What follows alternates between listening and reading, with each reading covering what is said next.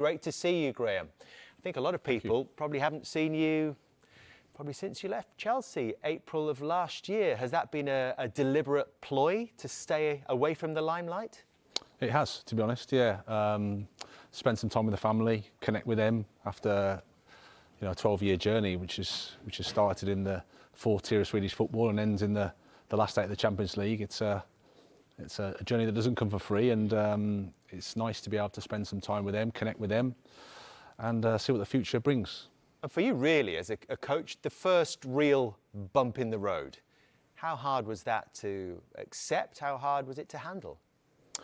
Yeah, of course it's disappointing. It's never nice when you lose your job. I think in any walk of life. I think, but in the end, you have to treat it as a learning experience. You have to treat it as an opportunity to grow and improve. I'm grateful for the opportunity that I had. I'm grateful for the experience. It was tough and it was challenging, but there's some highlights as well.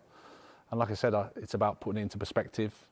Not trying to blame yourself completely, but not trying to blame everybody else either. It's about finding the balance and reflecting and coming back stronger.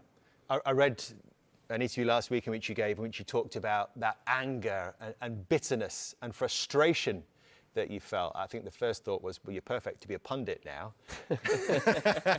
Exactly. Have those wounds healed, though? Yeah, I think it's a normal human reaction. You just have to deal with it as best you can. As I said, I think time heals a little bit and perspective heals. But at the time, we're competitive. You want to succeed, and the reality of it is we didn't, and that ends in losing your job, which is difficult to accept and deal with at the time. But you have to deal with it. You have to understand what went on, what went well, what didn't go so well, and then move forward. So that's 17 months, Graham. What have you done in that time to better equip yourself, if you like, make yourself a better coach next time?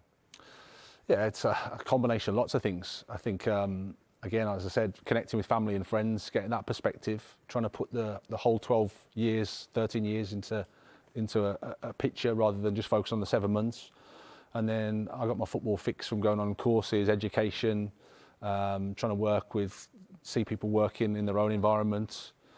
Different contexts about leadership, to test myself in different surroundings, watch other sports, watch other organisations, and watch you guys. Watch from afar, watch everybody else's problems. They seem a lot easier when they're not yours. Have you watched a lot of football?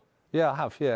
We're fortunate that we can get the tactical cams, and so you can still watch the game and get the best bits of the game, the tactical elements of the game, but not have the camera. I mean, it's just how it is. I turn up with a football game with my two boys, and all of a sudden I'm linked to the job that the manager's under pressure. It's not very pleasant.